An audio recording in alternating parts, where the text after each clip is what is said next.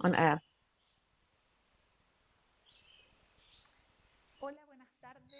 Hello, good afternoon, everyone here. I would like to welcome you on behalf of the Contemporary Art Centers. I am Paulina Bravo, and I am the coordinator of the Documentation Center for Visual Arts, which is right here. And from here, we're broadcasting the second day of the seminar, Rethinking Audiovisual from the File 40 Years of the French Festival of Video. Last week, if you could join us, we had a first conversation at that time with three artists that produce work in the context of the festival, and now go from artists to those who care and have the challenge of preserving and spreading this work and audiovisual work that has changed so rapidly in the last few years, and it is a constant challenge to preserve. This table has as a name video art within analogs and digital processes of preservation and exhibition. At this table, in this very specific topic that as a documentation center of the visual art is summoning us to having a collection that is very important of audiovisual work and specifically of video art, we're going to have professionals who are specialists of different territories and also who work in different types of institutions. Gonzalo will then introduce us and also on the website in the National Center of Arts. En la programación que está toda la There's municipality in programming. And also I'd like to remind you, it's going to be broadcasted on streaming and also it's going to be available on Facebook channels and YouTube. And the contemporary art with a Spanish recording and an English recording. Now we're live. This is going to be broadcasted on both ways. Para el Centro Nacional de Arte Contemporáneo, este seminario es la primera parte de relevar y detenernos en... So this is the first part of highlighting and stopping on the 40 years of the French Chilean festival that are turning this year. So that's why we have these three tables and this team that has developed this seminar. We're also going to be deploying under the curator, we're going to have a sample of the seminar, giving continuity to what we started in the previous session. And today with this seminar of the festival. So I would like to start by thanking the interpreters that are going to be with us at this table. Yasmin Silva and Laura Eraso. And Daniela Zúñiga again. Thank you again, Daniela, for sign language interpreting. I'm going to be leading the conversation and activating the conversation. Gonzalo Ramirez is going to be leading the conversation. He's an audiovisual performance researcher. He's a file keeper, and his area of research is the preservation of audiovisual files specifically. And we work in he's working in the National Fine Arts Museum for us as a colleague and a reference in this topic. I welcome Gonzalo. He's the one that's going to be moderating this conversation. Thank you, Paulina. It's brilliant to do this through you and the whole team from Cerrillos, and also for helping us in the research that we're doing. I want to thank Sebastián Vidal and Javiera, who are part of the team that are doing the curation in the selection of the material. And I wanted to tell you a bit more about the experience we've had. In the research, I am the audiovisual researcher. I am in charge of searching for the work that participated in the French Chilean festival. We have found that they participated in the 12 years of the 561 works participating in this years of festivals, and we made a catalog, and this number has been expanding thanks to donations and such from all over. This research is from part of the collection of the Fine Arts Museum, part of this blog, or even YouTube or Twitter. So this is why, because of this difficulty, it is so hard to keep. Not all of the works are available. It's very hard to find them and even more to envision them. So we wanted to to give importance to this table with these international experts. So I'm going to be presenting this in the order that they're going to be appearing. So I'm going to introduce Peter Alexey. He's an archive server in the United States in the University of South California with an MA of Moving Image and Archive Preservation of the University of New York, where he worked as a joint professor. He's currently working as a conservator of means in the MoMA. Has been working since 2011 to keep the media collection. This is part of the team and the collaboration of the modern of the MoMA, the Tate, and the Museum of Modern Art of San Francisco to promoting conservation and media arts. Supporting his work in the museum, he works with artists, filmmakers, and musicians to preserve access to their audiovisual collections. After that, we're going to have Jeanette Garcés, a Chilean specialist in the preservation of audiovisual material, composer, musical doctor, and sound artist. He has a diploma in 2014 at the University of Chile. She has developed and executed projects in the National Service of the Patrimony of the Minister of Arts, Culture, and Patrimony and the National Funds of Arts and Music. So she has an experience in very important audiovisual files in Chile, such as the National Museum of Fine Arts, the photographic file of the National Library, the cultural file, and she's currently working in the assessment and diagnosis of digital preservation processes for the audiovisual collections of the Documentation Center of Audiovisual Arts for the Contemporary Center and the Center of Visual Arts of SENAC.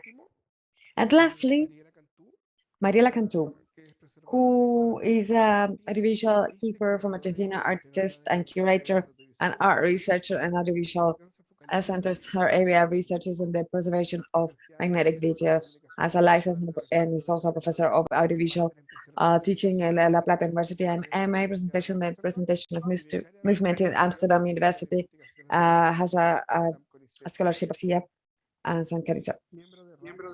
Member of RAPA and from the Argentinian Network of Audiovisual Preservers and of Area Association of Experimental Performance, creator of Arca Video Argentina, which is that she's going to be presenting now, and the collaborative file of Argentina Video Arc.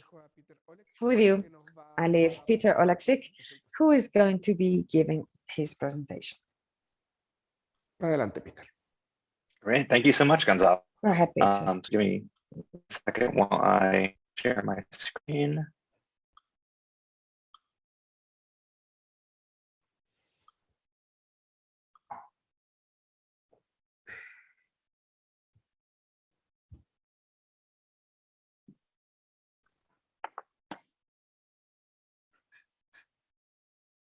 Okay. So thanks so much for welcoming me to this symposium. It's a great honor to be here. I'm deeply fascinated in these projects, and I'm hoping just to give a little bit of the history of the Museum of Modern Art's history of collecting and conserving video art over the past 60+ years. So the Museum of Modern Art was founded in 1929 with the mission of helping other people understand and appreciate the visual arts of our time. The museum actively began collecting modern art in the more traditional mediums of painting, sculpture, and works on paper.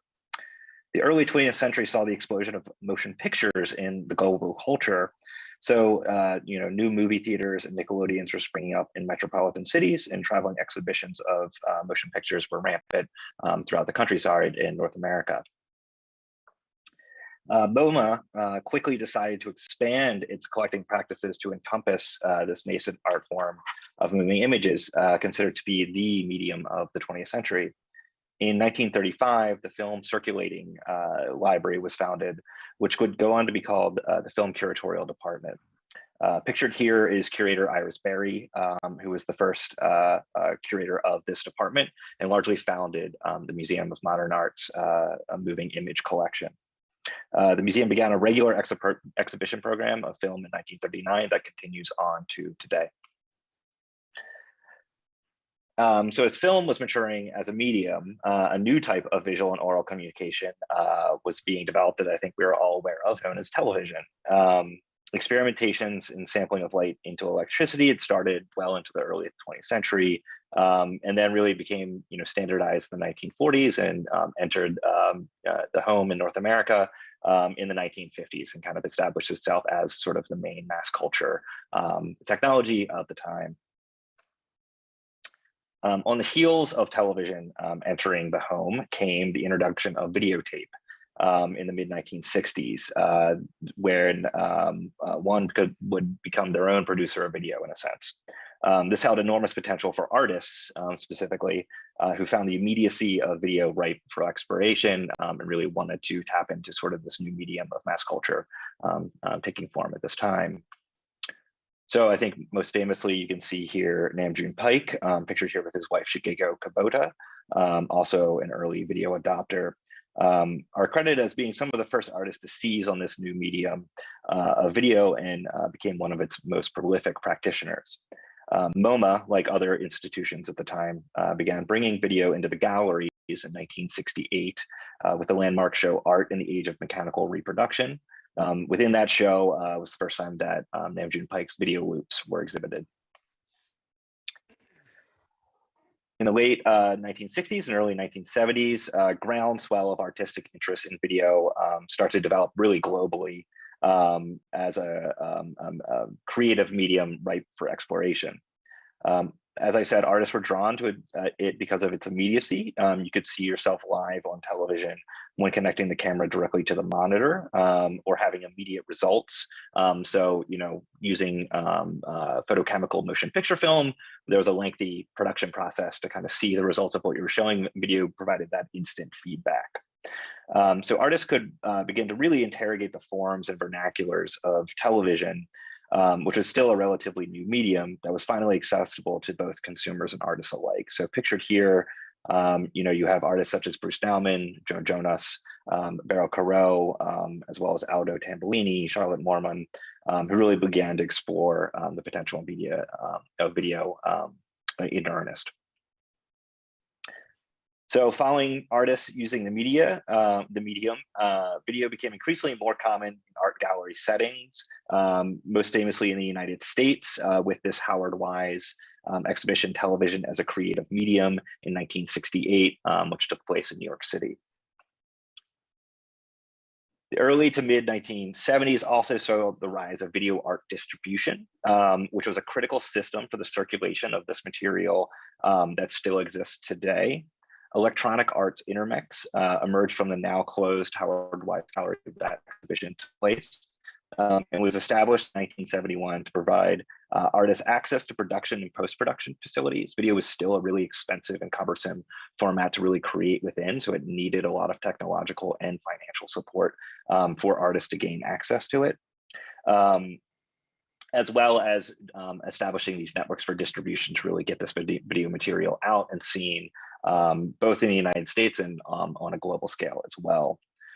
You see, for example, Gary Schum in 1971 opening a gallery and video distribution center in Germany, as well as the Castelli Sonnabend Gallery, a New York-based gallery, working with established artists like Frank Sella, Ed Ruscha, Cy Twombly, and Donald Judd, opened a video distribution arm in 1974 for works of video that their artists were creating at the time. So I'm going to use Boomerang, which is a work by the artists Richard Serra and Nancy Holt, as sort of a way to sort of describe the evolving collecting of video, both within MoMA's context and then how video has sort of transformed throughout the decades.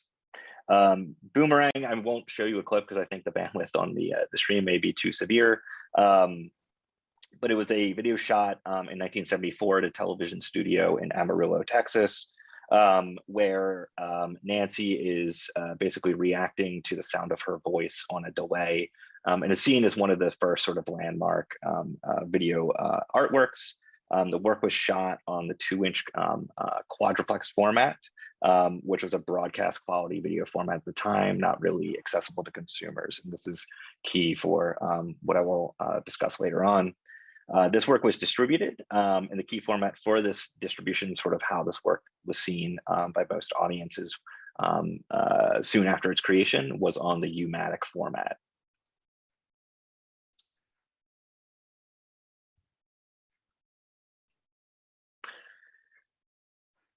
So while video entered the consumer market with the 1/2-inch open reel, as I mentioned with the Portapack, Pneumatic, seen here, is really the format that explodes artistic use because it was the first cassette-based format, which allowed for a variety of technological gains, such as post-production, and also really allowed for the format to really travel widely. So speaking of this distribution networks, the Pneumatic format is really where you see artists creating and distributing their works. And this is a format that is very common in our collection, and I think in collections globally, as video becomes sort of a real established medium in the mid-1970s.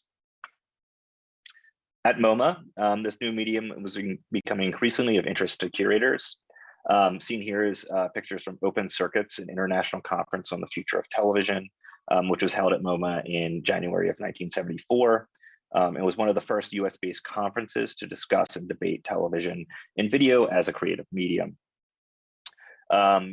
Speaking just at MoMA again, artworks start to come into the collections formally at this time with the acquisition of Joan Jonas's Vertical Roll and Dam June Pike's Global Groove, both acquired in 1975. And this is the first time that video formally comes into MoMA's collection and forms the genesis of the video art collection that we now have that numbers well into a few thousand titles. Curator Barbara London is really the person who spearheaded the collecting of this video within our collection. She helped inaugurate a regular screening series called Video Viewpoints, which served as an exhibition space for this new medium and the artists working within it, as well as a feeder to really build up the museum's collection of video art. So through this regular screening at the museum, our collection started to grow exponentially just as artists were continually coming in and showing the work within the museum. So moving on into the 1980s, video was becoming increasingly more accessible with more post-production facilities opening up and formats targeted towards consumers, such as the VHS format, which really brought video more formally into the home and became a pretty ubiquitous format, I think, on a global scale. Know that wider audiences had a video playback system at home, artists started to really explore the fertile grounds of video even more.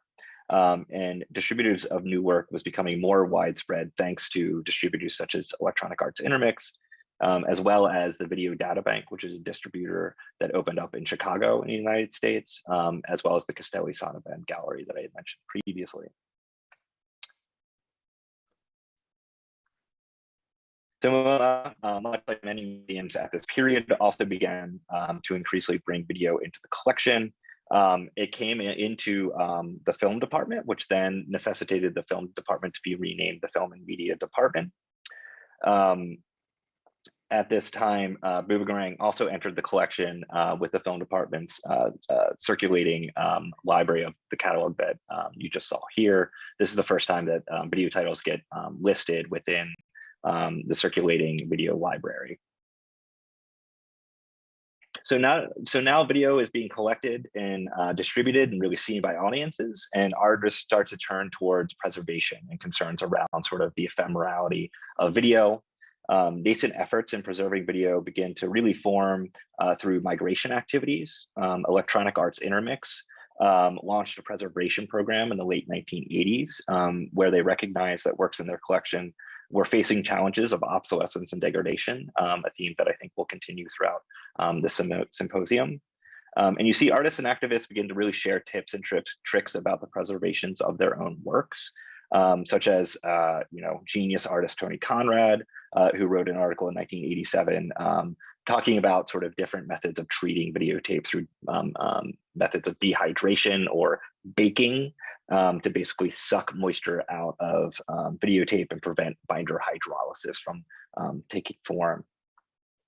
MoMA as well starts to take preservation efforts on our own collection by migrating works by Les Levine and Vito Conchi, for example, to more high resolution, more robust formats at the time. And Boomerang enjoyed the same treatment by being more migrated from that 2-inch quad format to a 1-inch audio tape, or I'm sorry, videotape. So as technology evolves into larger displays, such as large scale projectors and larger monitor displays, and formats start to shrink in size and cost, video is opened up to an even wider audience of the practitioners. You see here artists such as Pipolati Rist, Steve McQueen, Tony Alsler, and Teiji Furuhashi embracing this increasing democratization of video formats and technology. And you also see video start to expand into large scale projections and different levels of variability in terms of installation specifications. So new acquisitions were starting to become a bit more uniform in terms of delivery at the museum, with artists and galleries recognizing the fragility of the medium this time. So this is the 1990s. You start to see master and exhibition formats entering the collections. One tape, for example, a consumer VHS tape, to be screened, and another, a more robust broadcast format such as Betacam SP or digital Betacam, to act as a preservation format to make new exhibition copies in the future. And here's just an example of the proliferation of video formats. So as this was happening, just to kind of trace Boomerang along with this, Boomerang was again making the shift from tape formats to optical formats. So here you can see it migrating to the DVD format, which is an optical video format. So this is a common practice with these older works. They keep migrating to newer formats and new video technologies. And this is something that we regularly have to grapple with collections of this nature. Other works like Bucur-Khalili's The Mapping Journey project, which traces the migration of 8 individuals who have been forced by political and economic circumstances to travel illegally and whose covert journeys have taken them throughout the Mediterranean basin, typify this installation-based variable method of display, where the work can be shown in a number of different configurations with all the same channels present. So you can see different sort of iterations of the same work, utilizing different channels in different display contexts. So Mapping Journey was also a project that was made with a DV format, which is one of the first purely digital tape-based video formats that was again really seized upon by amateur filmmakers and artists. Because of its portability and ease of use, given the accessibility of home computer editing technologies such as Final Cut Pro, the format allowed for artists to work more freely and expand their practice in a myriad of ways.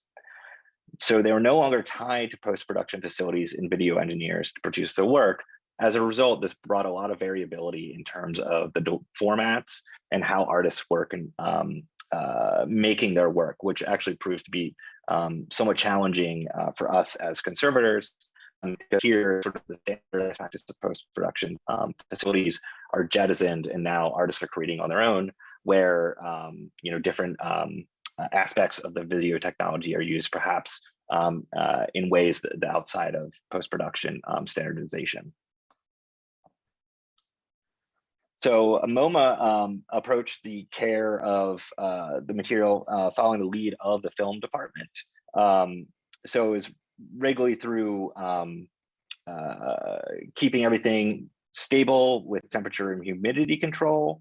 But as the collection grew, the material needed to be regularly migrated to newer formats, both for access and preservation. It started to become evident to many in the video world that this type of material needed its own practice of care that was different from the film material.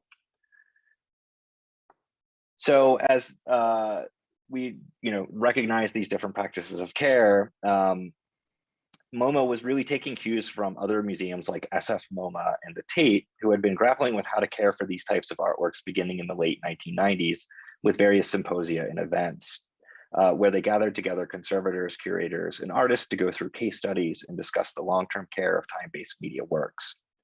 Here is an example of one of the conference presentations from 1996, laying out a guideline for the care of digital video tape.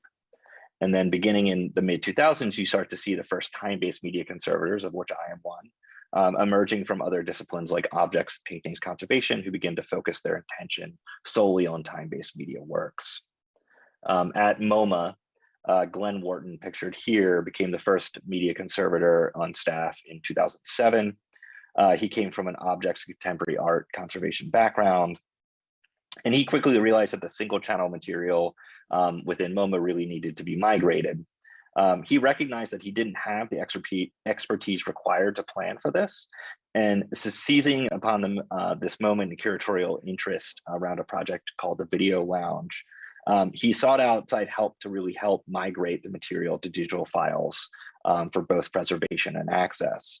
So really just want to highlight this practice of seeking outside help and expertise is essential to the care of contemporary art, where artists are typically combining a multitude of media into an artwork. Too much for any individual conservator, archivist, you name it, to really keep in their own head. So collaboration is really key in the preservation of this material. So just to highlight sort of the main tenets of how we approach the preservation of the collection at MoMA, it's through active migration, so moving formats from one either tape format to another or tape format to a digital format, active storage monitoring and duplication, condition assessment, and stockpiling of equipment. So as I mentioned, migration has been a regular practice for the preservation of video since its birth, really, in the 1950s. Today, we no longer go tape to tape, we go tape to digital file for the long-term preservation of this medium, as tape is no longer produced. Here, just to illustrate, these are the various formats for Boomerang that we migrate, and then through analog to digital conversions, and then we do a robust condition checking of the resulting content to make sure that it faithfully matches the original signal on the tape. And here you can see this is a transfer from a Betacam SP that was done in the 2000s. And then just to show for comparison, these are two different transfers from the 2-inch quad, just to show the real variability that can come in the migration of this material. So how you really need to work with trained engineers and knowledgeable staff to really make these migrations faithful and as one-to-one as possible. We catalog all this information and these decisions. So as we're going along, as we're migrating this material, we are collecting the information of how we transferred it. So all the technology used, the signal paths, and then documented here so that people know what we did, and basing it on the conservation of ethic of everything needs to be reversible, could potentially go back and to the original and correct things that future generations disagree with in terms of how we may have approached a transfer. As well as I mentioned, stockpiling technology. So here you can see a cathode ray tube monitor, of which these are obsolete. No one makes them anymore. So we are regularly stockpiling equipment such as this, CRT projectors, other relevant technology for material produced a few decades ago that is critical to realize it in terms of its art form.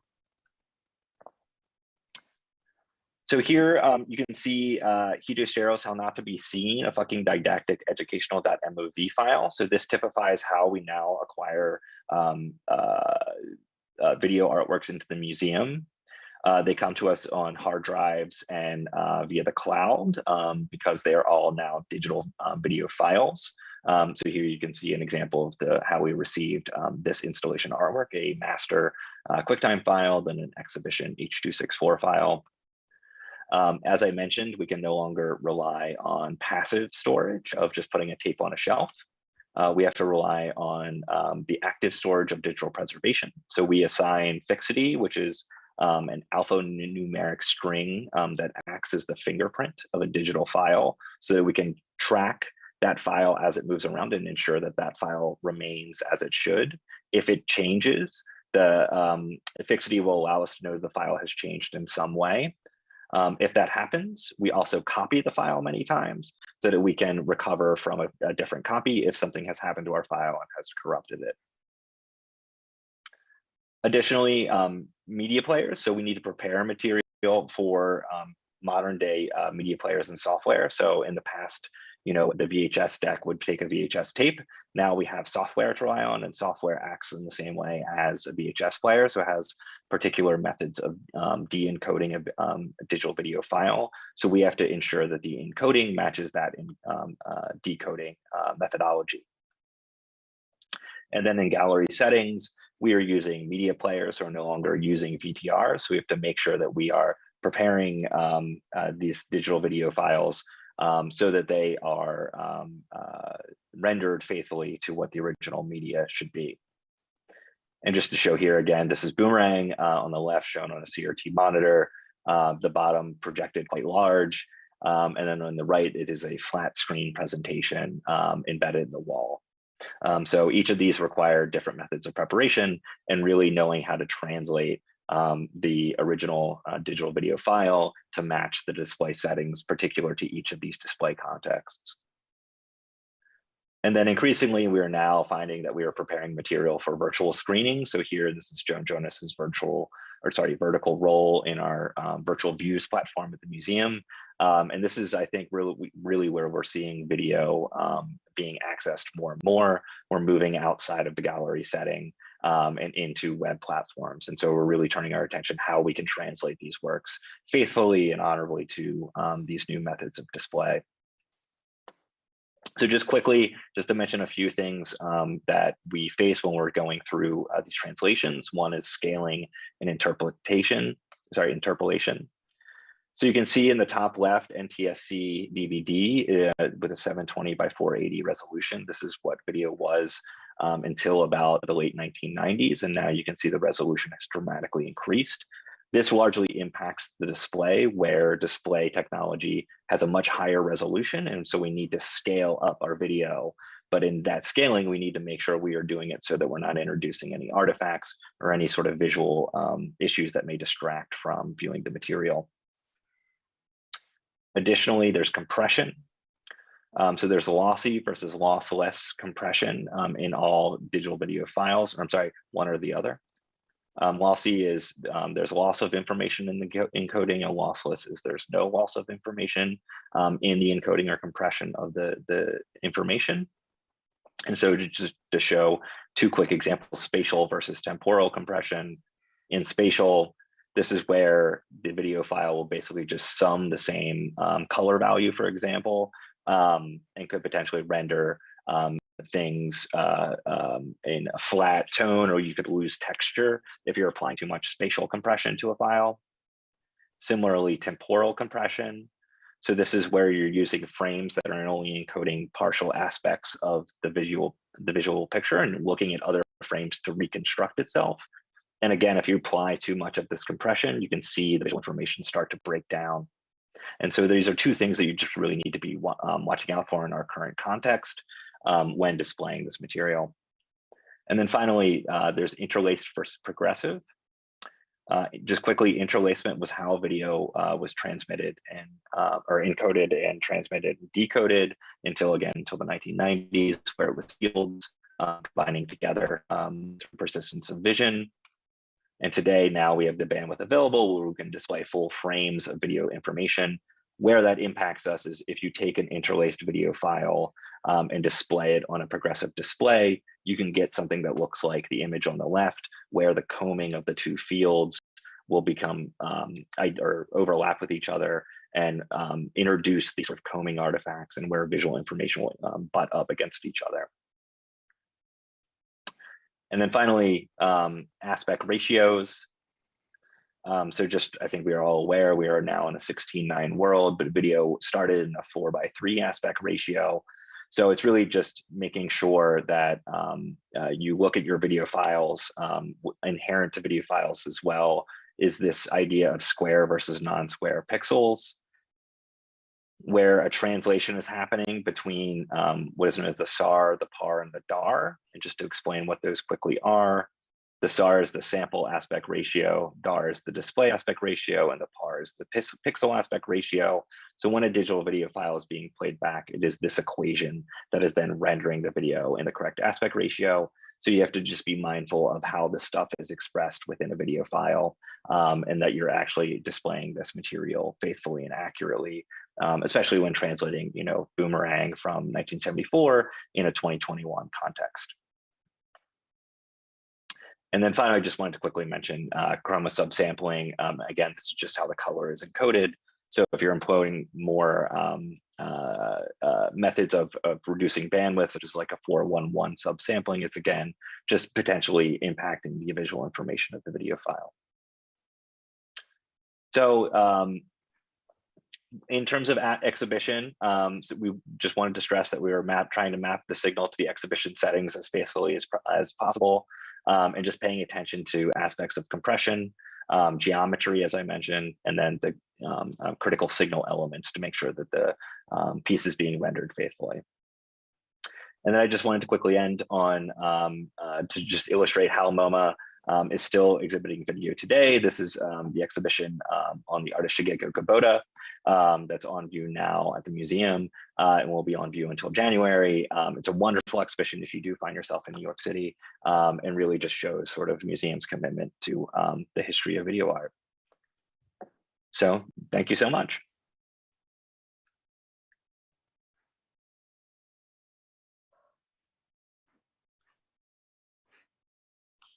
Gracias. Gracias a ti, Peter, por tu... Thank you, Peter, for your presentation. It is truly, it's such a brilliant summary of a process that has been taking years. So that is why it is interesting to know your position. As we can see here, the preservation of video is not only is a mixture of knowledge that we have per year, different professionals that are mixing. Thank you so much, Peter. We're going to have questions later. Now we go with Jeanette and her presentation on the work that she has been doing in time and the work that Karen does. Brilliant. Hello, good afternoon. Thank you so much, Gonzalo, for the presentation. I'd like to thank you to be in this instance of sharing at this table with colleagues and experts and reflect on this topic of video art, its preservation, exhibition, and precisely because we mixed several aspects, as you mentioned, Gonzalo, and as Peter did a brilliant summary in his presentation recently. Also, we'd like to thank CEDOC, National Center of Art, for also being the house of this event, and allow for this instance to talk, and for everyone who works behind this, into making this seminar reach and have this conversation, reach more people so we can exchange it. Several aspects here were mentioned by Peter in this incredible summary that has to do with technical aspects behind video art, that it's a great context to start talking precisely about the material and the project of research that we're carrying forth, and in CEDOC, the National Center for Art.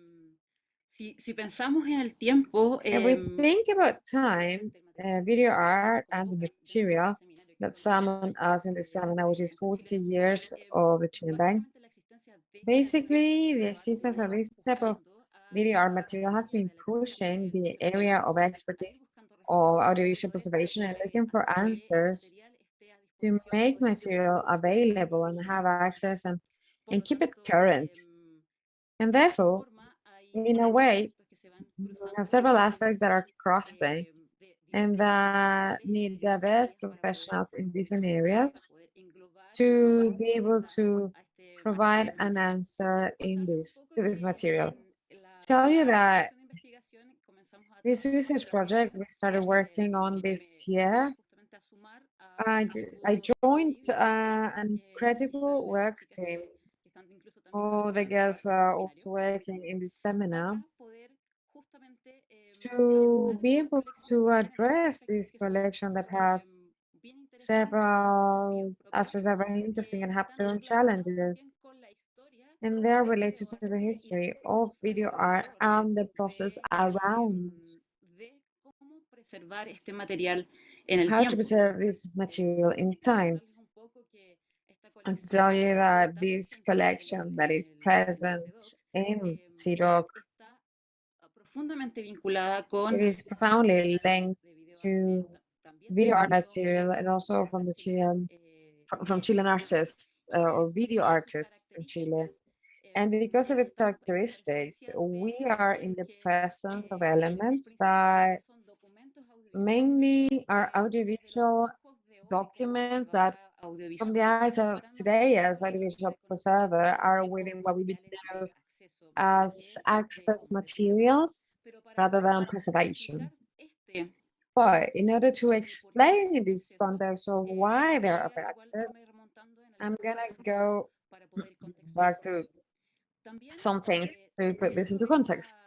Also within these characteristics of this collection, we can also observe that within the beginning, I mean, since the beginning, the collection has been intended from the point of view of management, has been thought in time to include, as always, addressing the topic of rights of use, rights of reproduction, and this link that we have within who deposits the work and the institution and organism that receives it.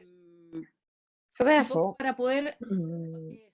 just to center on the aspect of what was being mentioned of the characteristic of this whole collection, it's mostly acted between the video art and materials that can be found from the Rosenfeld, Juan Downey, and the previous tables and what we are talking about these materials, and this based on the results of several types of policies in time that have allowed that in a certain way, when receiving this material, work on it, we're working over audiovisual documents. No podemos perder de vista de que el origen de estos materiales es principalmente analógico.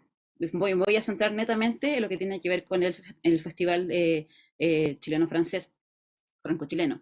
Porque si nos remontamos a la década en que se produjo este material, como bien mencionaba Peter, los soportes o la tecnología disponible para los artistas estaba vinculado al soporte magnético, ya sea a través o de Pneumatic o de VHS o de Betacam, y eso es lo que justamente los artistas chilenos también tenían acceso para poder generar sus obras.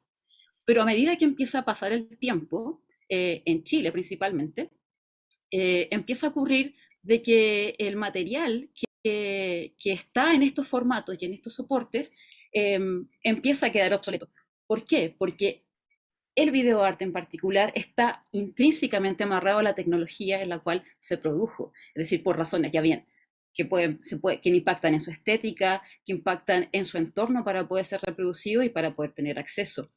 Entonces, a medida que empieza a pasar este tiempo en el contexto chileno, empieza a quedar obsoleto, y ya sea los artistas o quienes estaban en poder de material con estas características, más bien magnético, analógico, tienen que empezar a buscar lugares o oportunidades para poder justamente poder to be able to generate answers, find ways to access material.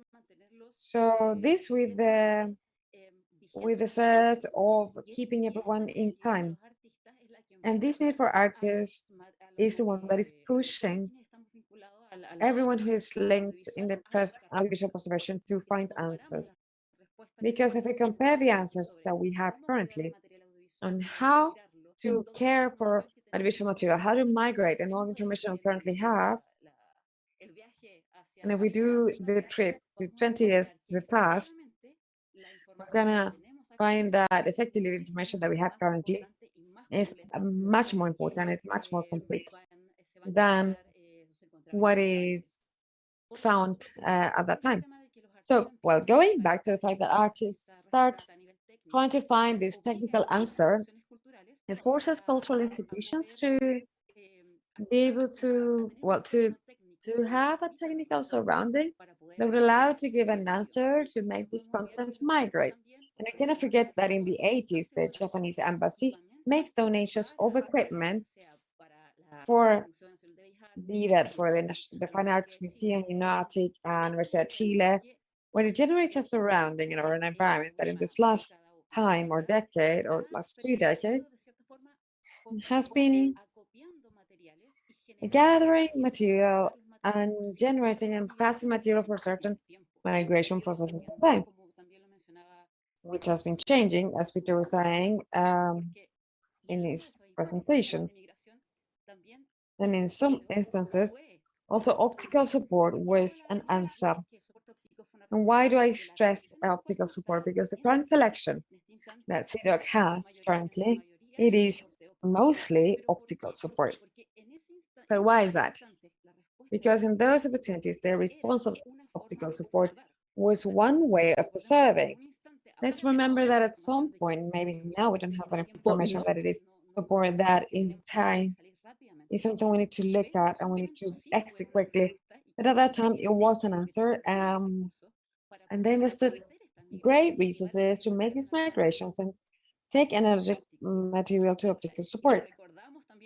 And if we remember also the advisory views that it was going to last 100 years, but we know that that statement is not real, and in practice it never was. It could never happen or become concrete.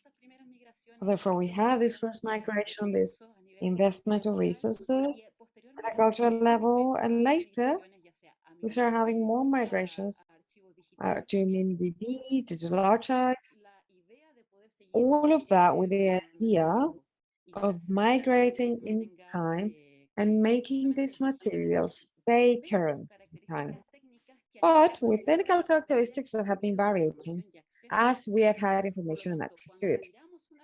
So when we look at a collection, for instance, such as the one of Zero, where we are working precisely, we can identify diverse varieties of technical decisions that make a surrounding that is intended as a material that has been going from other institutions even through technical processes to come as an audiovisual content that has characteristics of access and preservation. Why? Because it's the audiovisual document has been in constant migration in a cultural network that has to do with the Festival of Video Art, which is particular, and that is the material where it is much more evident to say as a total. So when we work on this collection, we can see if we can look at the next one. Can we look at the next slide, please?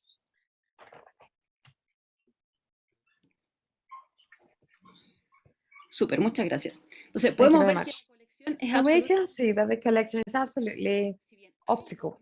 So while we have other material that is analog, but in total or in the general context, it's a lot less that what we understand. Well, here is a collection that is in optical support, but with a documental richness is very big, and that it responds to audiovisual documents and a context of visual arts from Chile that are very important. That, at the same time, are linked, as I mentioned before, to different processes or instances where artists have been able to take that material to digital material and in a way have been coming to CDOC. And unlike many other places where we worked with the collection, here from the beginning, when we receive this, there's a willingness and there's a search that what needs to be backed up here and what needs to be working with this material, it should be the link with the artist and the right to use documentation and etc. So those two aspects, being material linked technically to under the current standards of access, and also that initial birth of from a beginning to have the documentation sobre este what are material. the acts on this material. It is something that's very interesting for these collections, understanding this within the network of cultural institutions. Trabajando en forma muchas veces They've been working the last year, in the last couple of years in a non-articulated way on audiovisual material. So therefore, from my point of view, the potential of the collection of the Center of CEDOC and SENAC es de in que this aspect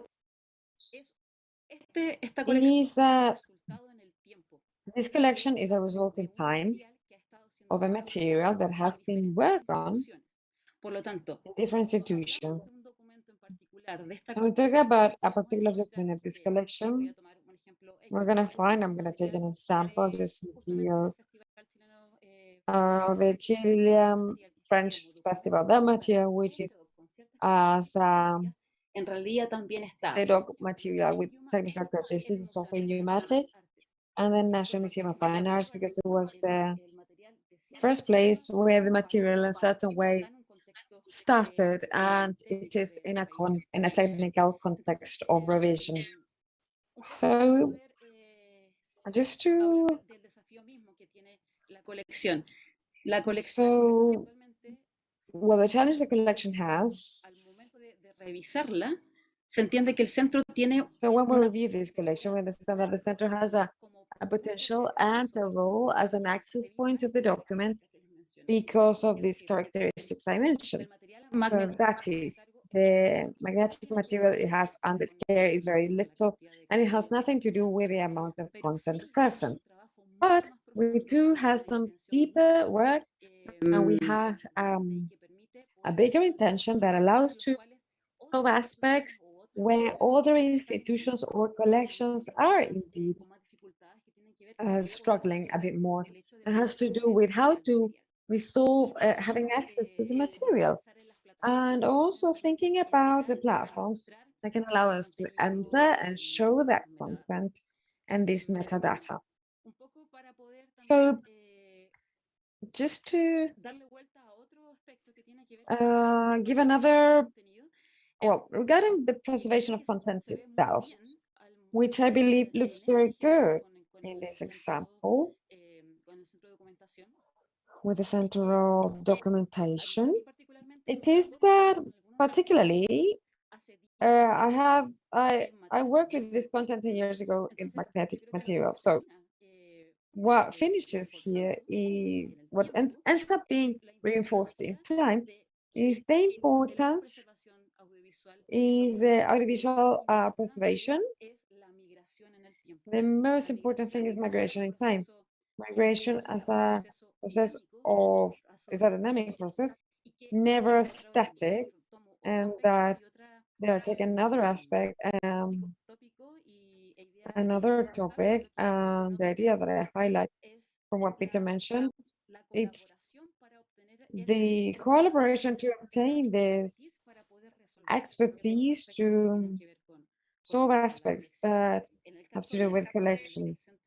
In the case of the documentation center, precisely the case of MoMA, and also certain research as well, conversations with experts that have to do exactly with profesionales de Apex, ¿no? Como Caroline professionals of Apex, such as Caroline Gill and Lorena Ramirez. They also, through their experiences and through participation in these surroundings of exchange, also allow to include these aspects that reinforce the idea that the fact of migration, technical aspects behind these materials, when we need to migrate them, it is fundamental. Mencionar que justamente el hecho del tema del acceso mismo, el acceso So access es fundamental para poder pensar. This access is something that is fundamental to think that materials being preserved. So migration in time, technical aspects were worked on that come to this point of material in optical support, and that in one way or another need to migrate to become available in platforms that enable for them to do so, is precisely one of the biggest challenges we have con el acceso. that is related to access. So I'd like to show some pictures right here at the end, if we can move forward a bit forward.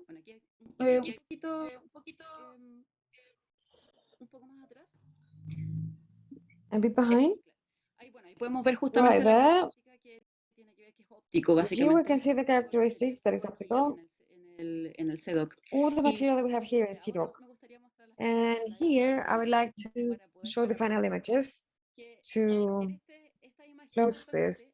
And in these images, precisely, this is a magnetic material that has to do with the French Chilean festival, one intervention, or one cleaning process to rescue this magnetic material that at that time was digitalized, and that in that process, during all of these years and these copies and possible migrations, in a way, we rework in another context, in another institution that now takes on this and allows for working on a different point of view that this context continues to migrate in time. If we can show the next slide again, please. Since the process of conservation are behind them that are physical, such as the extraction of fungi, all of this magnetic material 10 years ago to migrate it. And so currently that audiovisual materials in another format in a new institution. And that is where I would like to reinforce the topic of migration as a response in time to preservation. It's the way, and it is absolutely dynamic, and in no way is a finite action. So we're absolutely exposed, and we have as a mandate to maintain ourselves constantly, moving this material in time, so we can ensure its access. Be that as for the users or researchers. And also open the debate, leave it on the table, that precisely in the case of the center, when having a material that has a document that is in different places and that has gone through so many types of migration and that has been in different supports, it makes us wonder, what are we keeping here? Is it an access copy, or where could it be the original? Especially when we talk about media that is based on time, but that is a huge challenge that we still haven't addressed. Where is it, or what is it the original? And in that sense, precisely in this surrounding of contemporary art and media based on time, it is where we can come to begin delaying the lines and guidelines to reach a consensus. So that's it. Thank you very much. Muchas gracias, Jeanette. Es súper Thank you very interesante. much, Janet. What you are telling us is very, very interesting. And your work is also very interesting, because what is important here, apart from taking care of the formats, is the documentation that is left. So I take what you did, I don't know, 3, 5 years after, and I understand exactly what you were doing. And then I take your work and I continue from there. So that's great. I could understand perfectly what were the files, what you meant. And it's been a great, great work. And you are great cleaning the tape. They're perfect. And talking about tape cleaning, because it is Mariela who has very nice tutorials in YouTube. You have to follow her, how to clean VHS tapes. She's going to present her work that she does in Argentina. Go ahead, Mariela. Hi, everyone. Well, thank you very much, Gonzalo, for the advertising. But beyond that, I wanted to thank you for the invitation, Paulina, Gonzalo, Jeanette, Peter, who were before me with great, great presentations. They were very interesting. And of course, the people from the technical part, the interpreters, I am very fast. I speak very fast, sorry, but I'm going to try to go slower so that we can all understand what I want to say. Okay, so first of all, I wanted to talk to you about some reflections. The truth is that they all had to do with the work that I am going to present you, the work that I did in Argentina.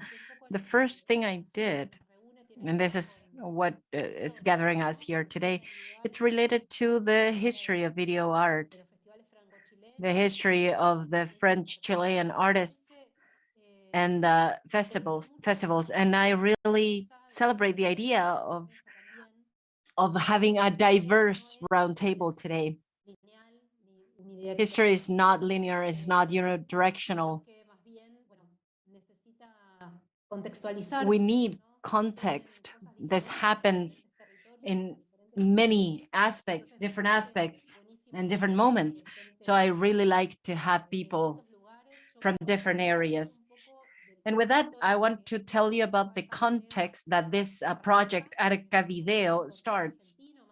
This is the Argentinian context, beyond the fact that this work is going to have a global impact, but I think that the territory part is essential to be able to start debating about our practices, right? So as a first thing, I wanted to tell you that in Argentina, we do not have organizations that safeguard video art, differently to what my colleagues here said. We have collections, of course, but there are collections that are very dispersed, that are not part of an inventory. So that makes it very difficult to think about storage in a serious way, about thinking about an archive saving. And there's another difficulty that we have in Argentina, because this was talked about, Jeanette mentioned it actually. This is related to legislation, to rights, to access, the IP.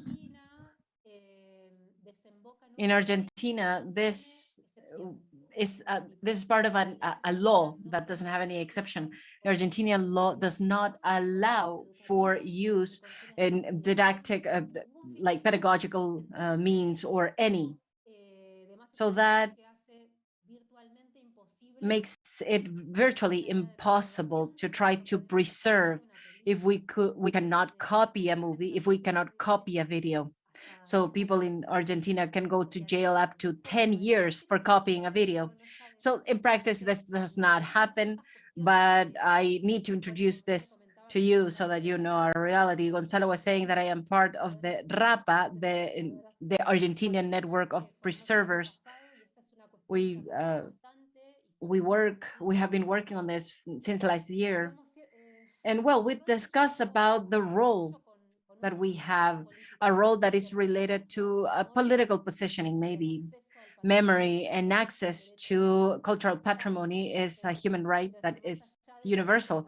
So beyond the recommendations that are always related to safeguarding the property rights, but we need to rethink about these contexts and these specific scenarios. So having said that, there are two things that are fundamental to be able to also bring to the table the risks that the collections run in Argentina, the video art. This is not to make you feel afraid, no, but we need to talk about this, and we also need to talk about solutions. It's bad to always talk about the bad things, but I need to tell you, and I really like to give you an idea that appears in this risk management guideline for the ICROM that talks about the risks that we usually think about many times when we talk about magnetic material. For example, these collections that we generally have of videos, we think about fungus, about dirt, about obsolescence of the devices. And there are other things that are related to the political environment, to the cultural environment, the laws, that are not contextualizations that are thought about very often, mainly in South America. So I think that this weight of context is unavoidable in any discussion that we may have about patrimony and about how to take care of it. So this context, as I was telling you before, make us that in Argentina, the collections are going to be in hands of the artists, maybe. And also, I I admire these people greatly because apart from producing their work, apart from looking for their financial aspect, they also look for their materials and do other things by themselves. But in many circumstances, what ends up happening is that the artists themselves are the ones that, for example, did the digitalization of their work. They're the custodians of their materials. And this is, I think, that is something that calls us to take action and to have real public policies. But what we do from Arcavideo is to look for a partial initial solution. And from a project that is absolutely independent, of course, we work with in collaboration with other people, and we have received financial help, but our way of working is autonomous. So we created in 2008 a webpage where our archive is. Then we have a physical archive that I'm going to tell you about as well. But essentially, we created this webpage that wants to start centralizing the information of works, of curators, of different agents, of publications that were done related to video art from the 80s until now. And well, we started not only centralizing that information, but also hyperlinking it. Also, these collaborations were very much related to the artists themselves that uploaded their work to the network. So what we do is to replicate this. When we have the video in the web, we replicate it in the web page. So there are many things, many benefits that are here.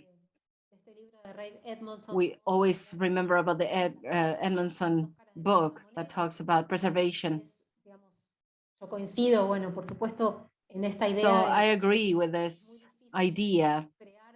It is very difficult to create public policies of preservation and the awareness. Those materials are not well known, mainly if they're not known by the audience, by the public. So we created this web page. However, because we always see challenges of different types, and there was a questioning in the line of these ideas that I have been talking to you about that are born from the practice itself. And it was to think about the Arcavideo proposal. Many authors have reflected about this. And it's questioning this archives, this authoritative archives. We need to be very aware of the huge power that we have. It is a power that it's generally not very well distributed. So I think that at least in the Argentinian case, there's a risk that starts appearing. So the stories are start to be repeated and repeated over and over again. And if we do not have access to the materials, it is very hard to go back and see them again or go back and write them again. And I think that there are two things that are very obvious, but I want to verbalize them anyway. And they're related to the selection criteria, maybe differently to the cases that Peter and Jeanette talked about, of archives that were maybe more traditional, more institutional, right? They come with an archive that is already incorporated.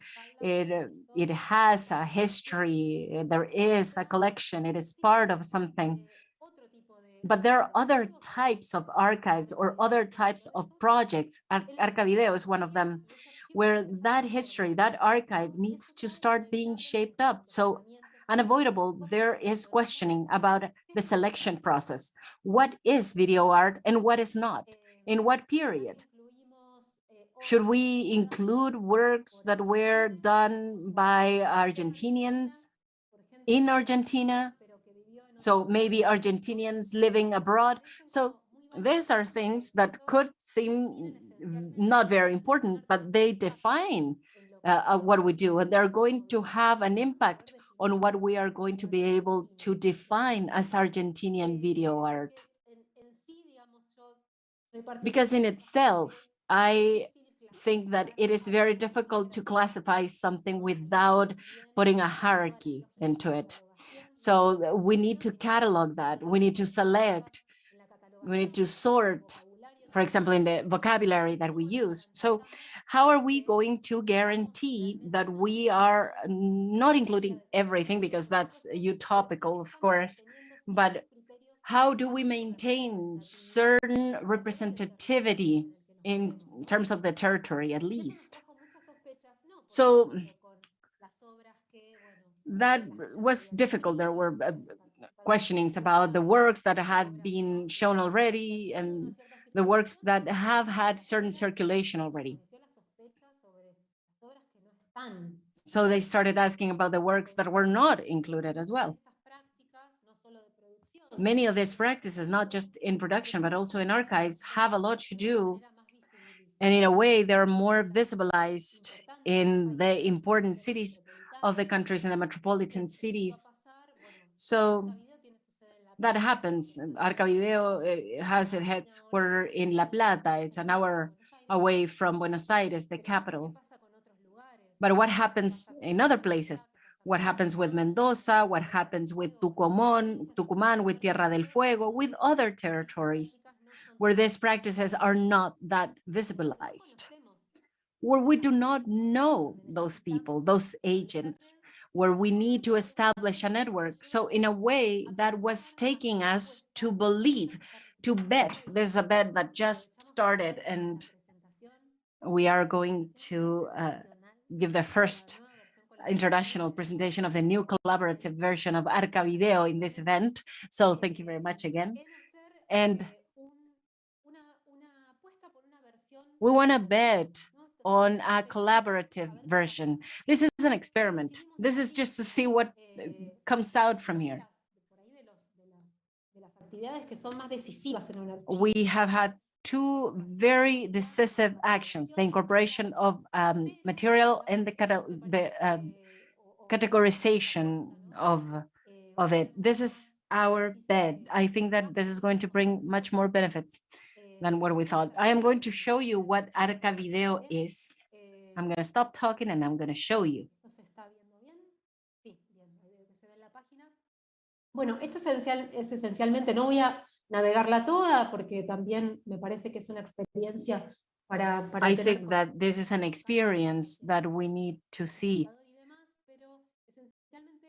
each one in their computer, not in a rush, but we wanted to have an interface that was very friendly.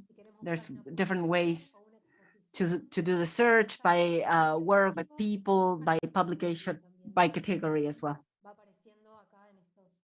And this is going to appear here. ingresar en una obra, esto es imágenes alteradas de Sarah Friel. These are altered images. Acá es lo que estamos viendo, es un poco lo que se ve normalmente. Esto es una obra, acá está toda la información, ¿no? Del año 93. This is all of the information done by Sarah Friel. The curator is Gabriela Tacchini.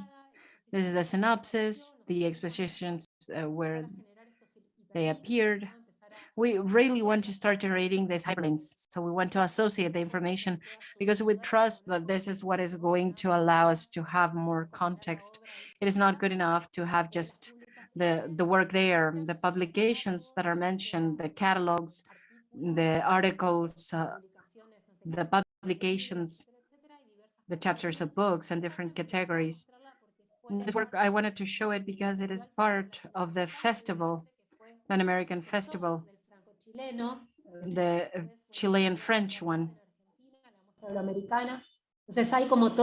We had one in Argentina as well. So there is a kind of genealogy that is really great to work with different countries.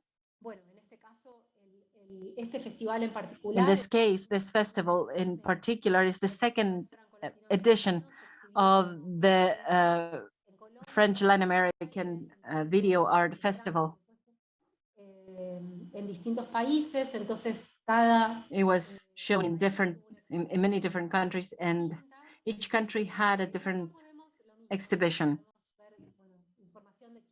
So we can see information of who curated the sample, the artists that appeared here, the publications, the catalog.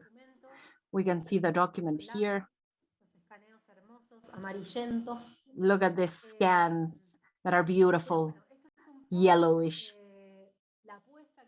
So this is the bet, and each person, each user can upload a work. There are different fields here, and they can upload a work and look for it. We are thinking about people, not artists or curators, talking about this hierarchy and categories, right? We also bet for the vision not only of curators and artists, but also the technical teams. This is something very interesting to see. People, their trajectories, somebody that was the camera person in a video, and then they started working in video in another one. So see the different areas that they worked on. I invite you. Y por supuesto a que colaboren con nosotros, a que inserten toda la información. So please collaborate with us. You can leave comments as well if you want to.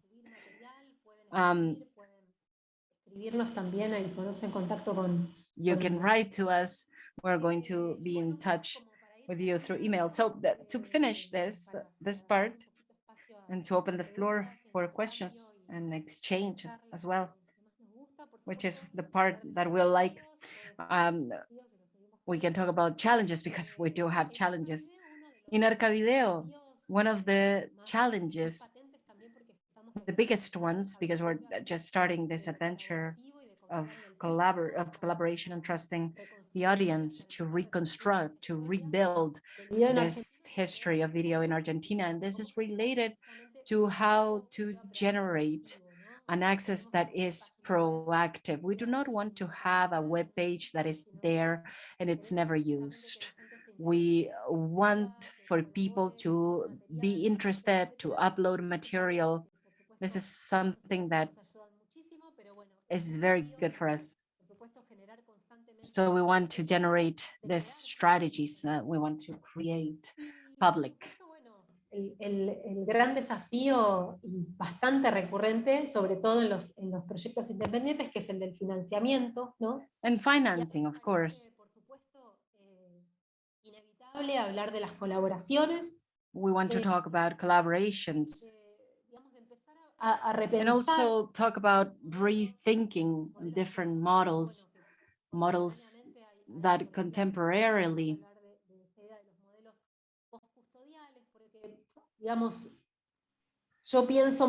I think that we have a lot of context that there is no institution, public and national or state, that take this challenge of safeguarding video art. So I think if it's necessary for this to happen this way, it has not happened up to now.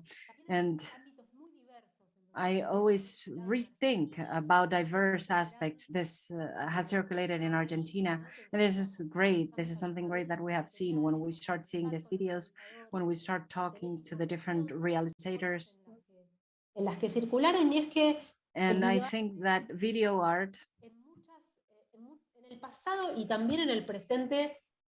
excede con creces el territorio del arte contemporáneo. This is more than contemporary art. Contemporary art has gone through activism, through social movements, through different types of registries and also the workers, the technical groups. So I think that we also need to think about the contexts. So we want to think about the context of production and how can this have a correlation in the ways that we archive these materials. Estos materiales tienen la obligación de terminar en una institución. These materials have the obligation of ending up in a state-owned institutions. It seems that we can think of other strategies. I believe Colombia is a very interesting case in that sense, where the state is circulating financing for independent files, community files, where the logics are different also. And I believe that is something that we also need to start looking at. Also, to preserve autonomy of these communities or these groups or territories that have been producing and continue to produce material, how these files and file keepers can have a certain level of correlation with this.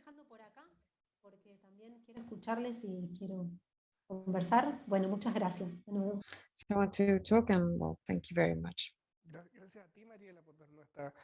Thank you, Mariela, for giving this another way of sharing video. It could be interesting what you were saying.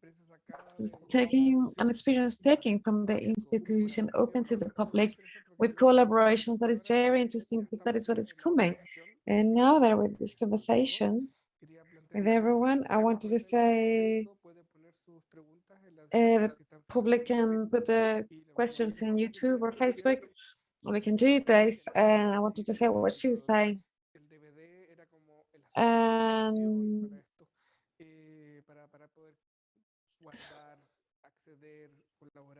To keep access and collaborate. Well, is this cloud we're talking about so much nowadays, is this the new fashion, or are there any patrimonial reasons for it? Because where's the server? Is it in Chile? Is it in Argentina? Is it in the States? Is it safe? Is it not? What is your experience with the cloud? Open questions for all of you.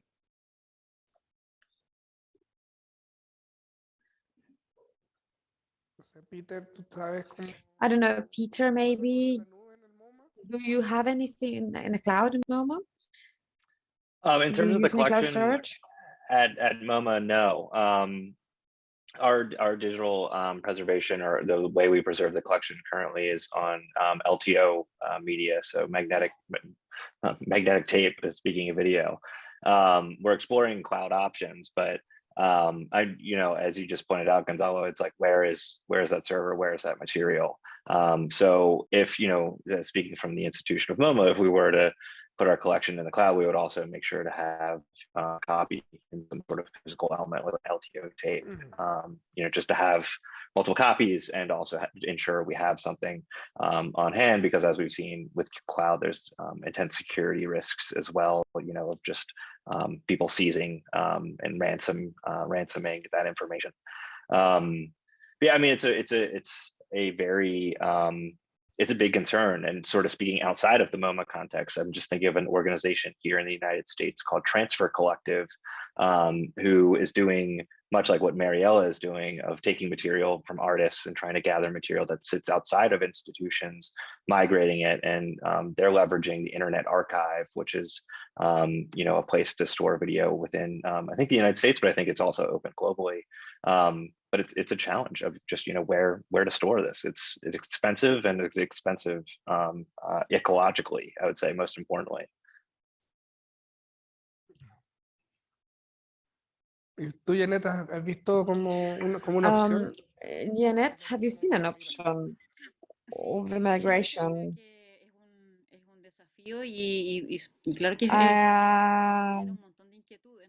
It is also that it generates a number of queries, because as we have been migrating, nothing of where we go is definitive. Therefore, that is an aspect that needs to be taken into account very closely. Also, the topic that These services of cloud have to do with companies where you have content, a lot of information on data safety, how protected are they, and data security, sorry. If you have control over your content, in the case other services, maybe you can just stop working. What happens with your content in that case? So while they're part of designing and being and thinking about digital preservation, which are part of these guidelines or the models that can be established, but without a doubt, if you say this is going to be the option, I believe if we've learned something in time, is that we don't have any way of ensuring that, and evidently this most certain thing, it won't be. Mariela, your page is based on the access, but you're also saying that there is a magnetic archive. Yeah.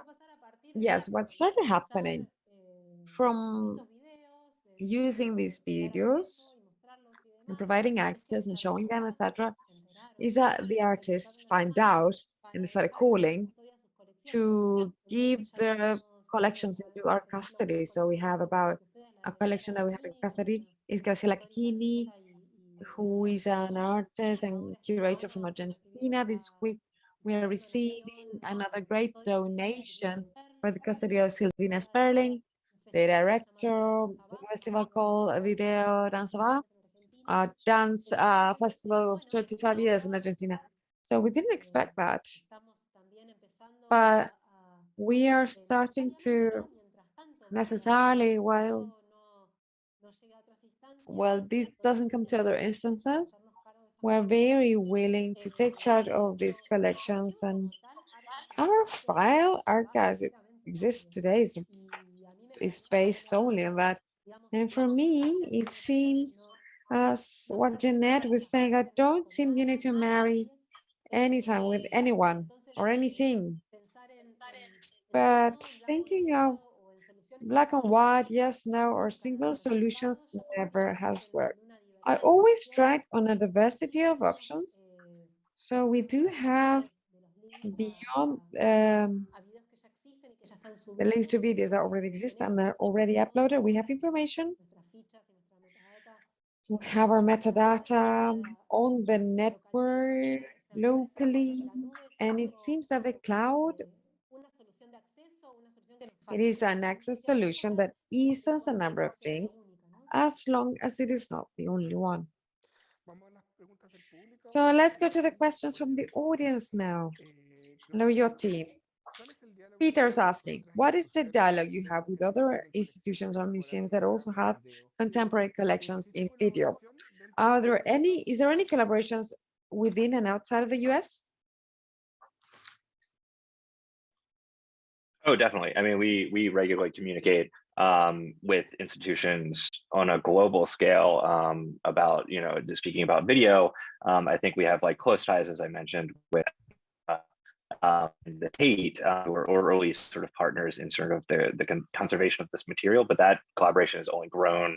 And so we regularly, work with institutions in Asia, in Latin America increasingly now too, evidenced by this conference, that I was struck by something that Jeanette was saying about what the original is. And this is something that I think has always been sort of a focus in the conservation of like, this is distributed material largely. And so how we can collaborate really globally and sort of make this material accessible to everyone and really share this knowledge in a communal way is really critical to its to the conservation of it. And so I think we at MoMA have really tried to embrace that and reach out and try to see what other people are collecting, what those overlaps are, how we can collaborate, how we can share resources.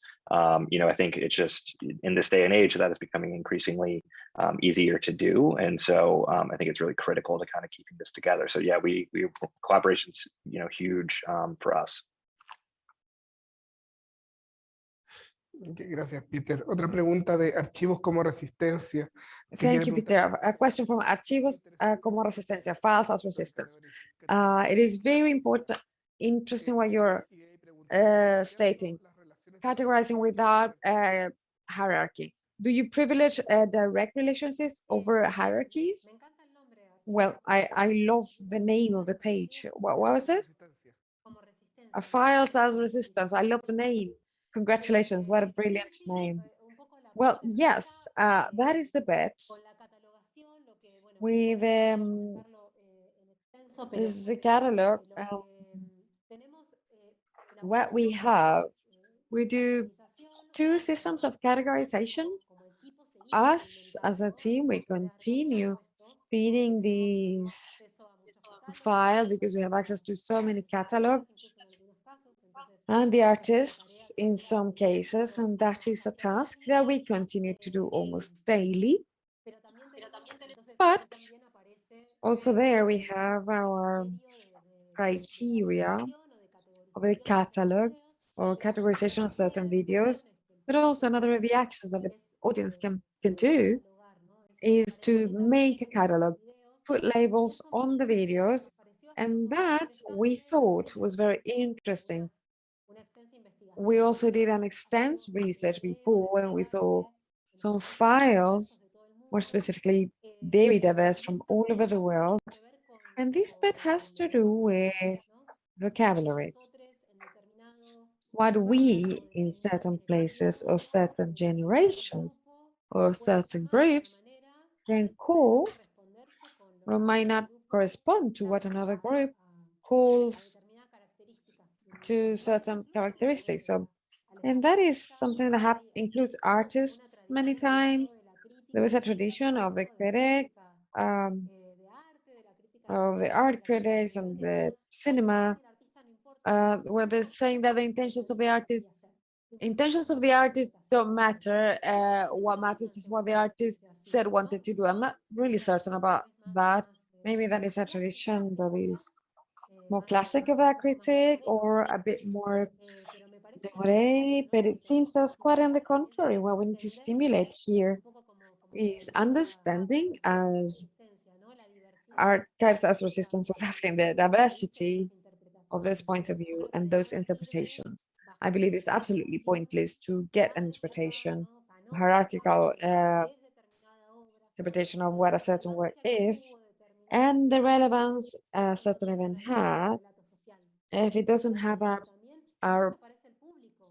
social story. Even the audience, even the experience of the audience, it disappears. We have an Instagram and a number of people on social networks were commenting things. So the designer of a poster of a sample said, okay, I designed that in 1992. I used to work there. And those are things that are very valuable because that is where we start seeing all the multiple points of view that we can have. And that is one thing that we interpret from art and from contemporary art. It is very different if a piece is interpreted from anthropology. Todo eso me parece que So all of this is quite enriching. Sebastián Vidal for Peter. So how do you find in the MoMA the priorities for the migration processes of works from magnetic to optic or to the cloud? Have you had any registries on all computer files such as diskettes, and how have you done the migration in such cases?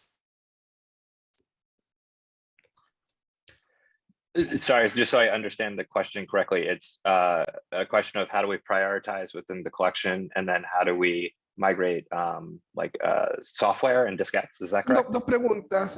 Primero, la priorización. It was two questions. So first, prioritizing of how to migrate this, and then second question has to do with when these are not video files, but let's say computer files. How do you make that migration in that case? Yeah, so I guess just in general collection and just how we migrate and sort of make selections and things like that, it's through, or how we approach it initially is through just a general collection survey. And then really just looking at what is the most obsolete, what is the most at risk in terms of just carriers, and focusing on those, but also in tandem with working with the curators at the museum of sort of what they want to prioritize within the collection. So it's a real sort of dialogue with institutionally as well to drive the preservation pipeline, I would say. So really balancing those two of sort of technological obsolescence and fragility, as along with a curatorial priority, also balancing that with exhibition priority. So, you know, we may need to install something in the gallery, so that will sort of jump up in line in terms of a project that we need to focus on, just because it's, you know, the focus of the institution at the moment. So there's sort of how we handle the collection migration.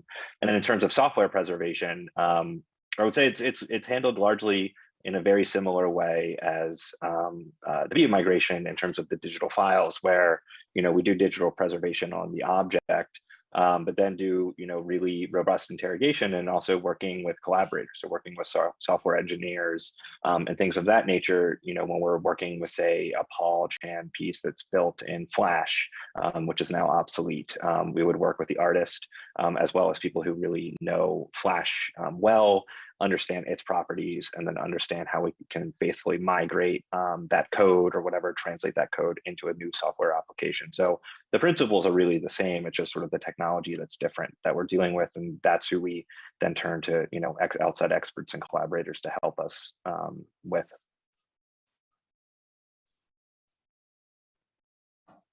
Gracias, Peter. Thank you very much, Peter. Comment from Sebastián Vidal, a person working in Setup.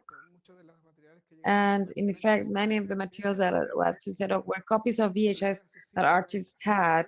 Some of these tapes, were they lost, or did you decide to preserve them in your own files? Because in Setup, these are copies they have themselves and that they use in their exhibitions. So it has to do with the concept of the original. Because in the end, you left that on the table. What is the original when it comes to video art? Well, precisely. Well, at some point, even some filmmaker that came with their material and they came with their copy in DVD, and they say, all right, here I bring the original. But originally they had to work in VD, but in their concept was was their process, their work, but they didn't see it from the point of view of support. So the truth is that,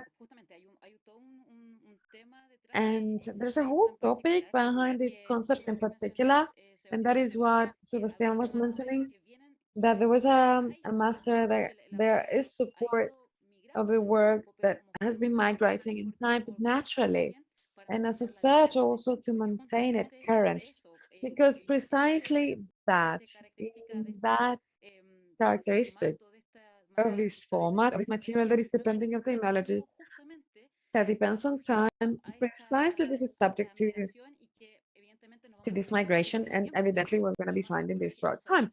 Most certainly, we don't know, in 30 years or more, we're going to be going through 2 migrations, or I don't know, 2 digitalizations. I'm just gonna make stuff up. Let's say it's 3D or whatever. But they were originally magnetic. So that is where all of this becomes, all of this arrives at a crisis, the origin of the original, and then it becomes fundamental. All of the information that we can gather with the primary source you can have, and also with the artist, because as you change support, as you change technology, some things are lost, and they really belong to that technological moment of that particular work. So documentation, being in contact and gathering all of that information from the artist is fundamental, in my opinion. Yes, I remember I met Peter in a workshop I had at MoMA this year, and the first part of that workshop was talking with the artist. The artist is the owner of the work. They decide how it is, and what the artist decides is what it is. In that sense, first works are recording in 50mm for the Rossi, and the work was in a pneumatic, so was the original pneumatic that was presenting that, or the first format. It is very interesting to think that maybe Deadborn has 4 versions of the tap, and it goes forwards. And in the same way, what we saw in the Chroma Summit, he has changed his version. So it's very interesting. And this is a conversation we need to have with Sebastian. So we're going to be showing in the presentation we have next year, we're going to be doing a copy of what we saw at that time, or are we going to be deciding whether or not it is what the artist now as an opinion wants to show. So it's very interesting to do these things in retrospect. Jeanette, were you going to say something? Yeah, precisely. So that is what you're mentioning. It's a great challenge because in the end, same, I believe in that conversation with the artist, having their information, but also know what things are in their work. What can be left outside that are not the work itself. So let's say, I don't know, the aesthetic of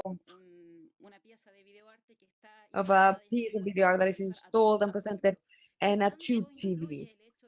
What is the influence of this TV is present, and that information for a curator of a media that depends on technology is fundamental to know that when you have to mount that again, how important is that technological context? I believe that there we have this huge topic, and it is very hard, and there's so much information and documents that need to be gathered, and also decisions of what not to gather here, because you cannot replicate or take all of the information because it's a bit impossible. Mariela, in your case, Arca, is there a search space in this web so the artist says, I would like this to be presented in this or that way? Yes, the artists can get in touch with us. As I said, this is very recent.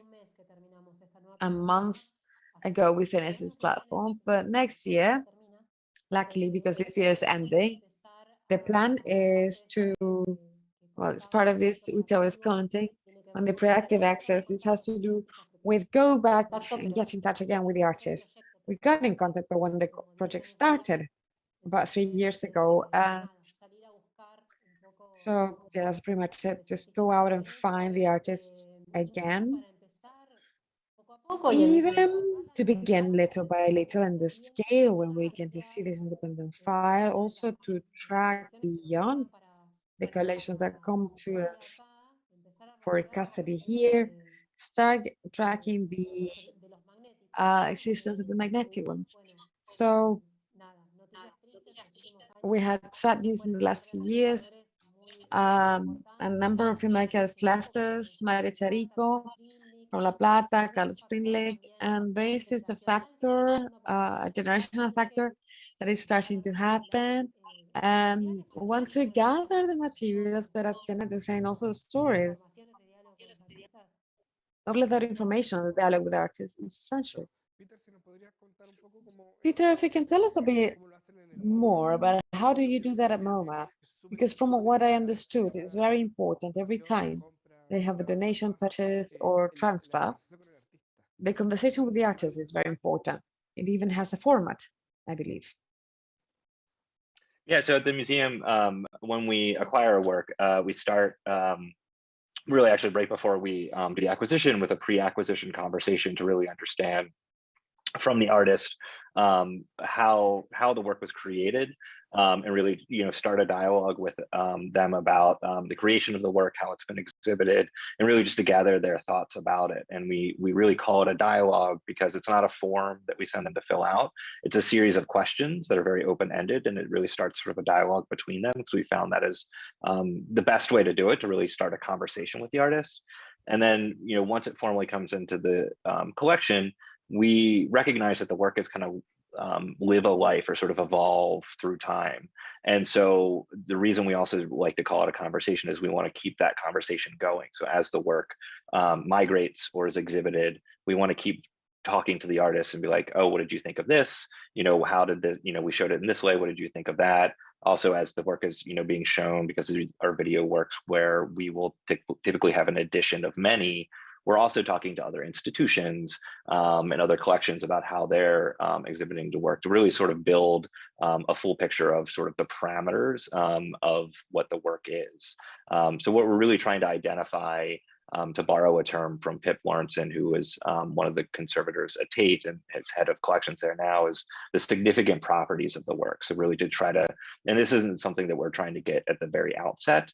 We know this will evolve, but really be like, what is the critical elements of this work? So to mention a CRT or cathode ray tube television, if an artist is like, no, it has to be that, then we will make sure it's that, but also leave room that that can change.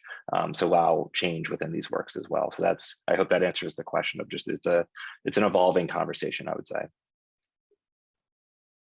Claro, me acuerdo que para que estoy poniendo al Well, día I con- remember that I'm getting up to date with the recordings we did. There's a very interesting one in the vinyl of movement images, which is in Argentina, on a lady that I don't remember her name, that talked about the conservation of Garcés TVs and an Pike installation that's called what you needed to get a specific TVs around the TV, and what version of that television could they get. In the end, they could use another TV that was a bit, it was not the same, but it gave the idea of the same format. So in that sense, it is important, the resources and our research that we've done with Sebastian and Javiera. Not only we have a lack of conservation of the videos, but the catalogs, as you can see in the back, they exist, but not the programs. And in that sense, the programs of festivals are very important because they show the order in which they were shown. And many times they show works that are not in the catalog, but that were shown anyways and that are complementary to the information. So I wanted to know maybe if you can make a call to the awareness of authors and institutions of how to preserve that type of material, or how we make a call for artists who are interested, but also the institutions, for them to protect these materials.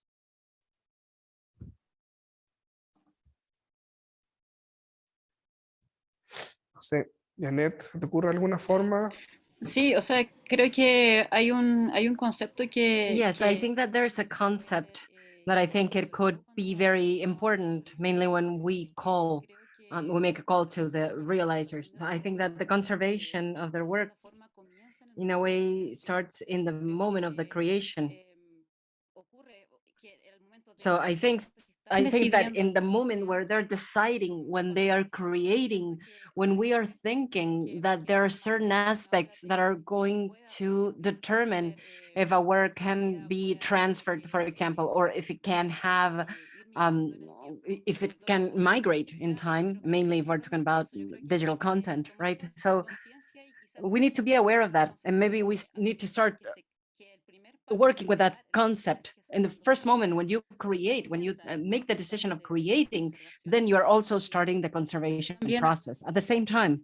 And about the organizations, well, hablo un poco desde dentro y desde ahí, un poco que estamos entre colegas. I'm talking about this like as an insider, right, amongst colleagues. This is a hard work because there are several aspects. We need to raise awareness. We have an ongoing struggle against obsolescence and technical knowledge of people that, I don't know, experts and people that are behind technology that die in time.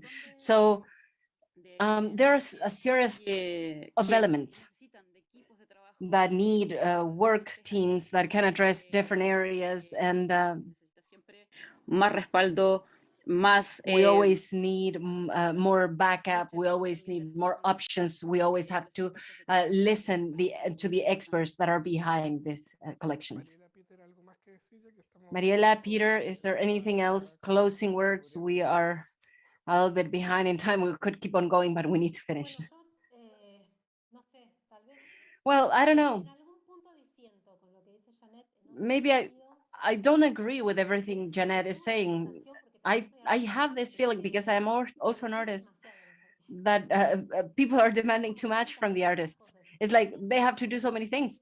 But yeah, I'm not saying that they do not have to be in charge of their preservation of their own work. No, I'm not saying that, but I do think that it would be very good. And I think that this is something that goes from both sides, right? The preservers and also the artists. We need to find best practices and common points. We need to be aware, the artists need to be aware as well of how they need to store their materials.